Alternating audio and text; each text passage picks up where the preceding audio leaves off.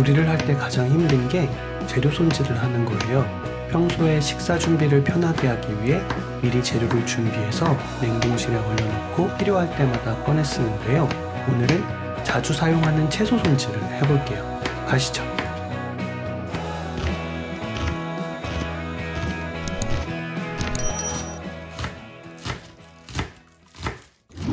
처음 주방 일을 할 때는 그때그때 필요한 재료를 손질해서 사용했었는데 단점이 너무 많았어요. 채소나 고기 모두 금방 시들어버리거나 상하기도 하고, 신선한 상태를 유지하려면 그때그때 장을 봐서 요리를 해야 하는데 주부로서 가능한 선택지가 아니잖아요. 또 매번 요리할 때마다 재료를 손질하다 보면 도마나 식칼 같은 조리도구도 너무 많이 사용하게 돼서 설거지까지 힘들어지더라고요. 그래서 채소 중에 냉동 보관이 가능한 재료는 미리 손질해서 냉동실에 보관하다 사용한답니다.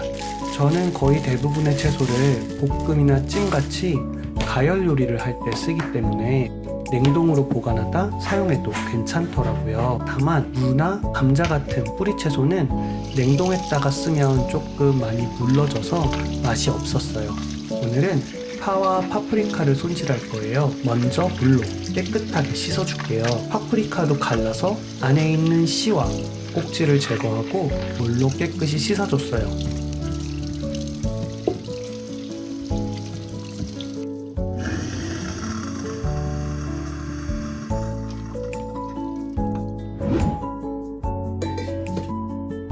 냄새가 적게 나는 파프리카를 먼저 썰어줄 거예요. 매운 향이 강한 파부터 먼저 썰면 파프리카의 향이 별 수 있잖아요. 그래서 파프리카를 먼저 썰어요. 파프리카는 볶음 요리를 할 때 많이 쓰는데요. 고추 특유의 매끈한 맛과 달큰한 맛이 조화롭게 어우러져서 한국 음식에도 잘 어울려요. 4등분으로 잘라서 채를 썰어주는데 4등분을 하고 채를 썰어야 너무 길지 않게 생겨서 요리하기 좋아요. 소고기나 닭고기 요리뿐 아니라 생선 오븐 요리에도 잘 어울려요. 양이 적지 않아서 플라스틱 롤백을 이용해 담아서 보관한답니다.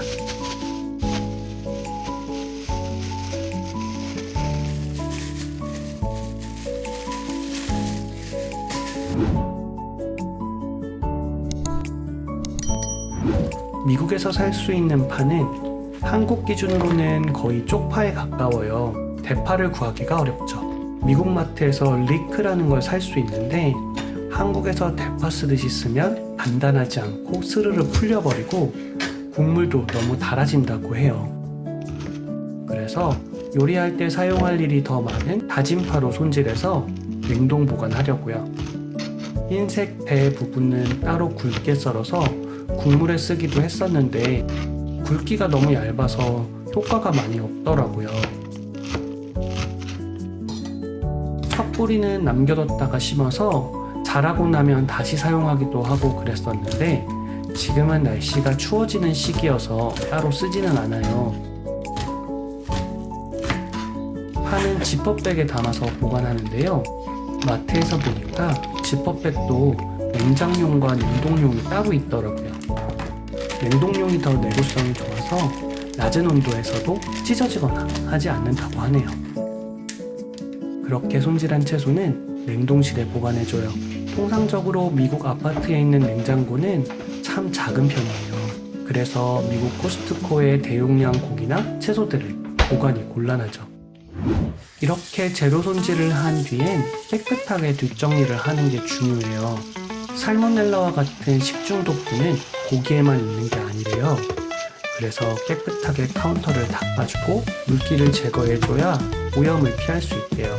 전 가정수업을 받지 않은 마지막 세대라 이런 걸 잘 몰랐어요. 제가 주방 일을 전담하고 보니까 이런 걸 알게 되네요. 오늘은 여기까지고요.